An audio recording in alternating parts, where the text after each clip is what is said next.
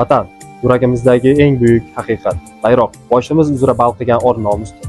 Bizning boshimizdagi do'ppi oddiy kiyim emas. Har bir chokida O'zbekistonning nafasi bor. Bayrog'imiz esa shu nafasni dunyoga ko'rsatadigan rams. Ko'k, qizil, oq, yashil ranglarda xalqning g'ururi, kelajagi mujassam. Ko'kka qarasang, bayrog'imiz hilpiraydi. Boshimizga qarasang, do'ppining naqshi jilvalanadi. Ikkalasi bir ma'no, milliy birlik, vatan g'ururi. Bir tanu, bir jon bo'lish bu xizmat qilish demakdir. Milliylikni unutgan xalq ildizsiz daraxt kabidir.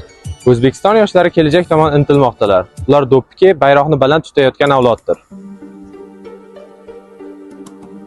Vatan bor ekan, biz bor. Bayroq bor ekan, g'urur bor. G'urur bor ekan, kelajak avlod bor.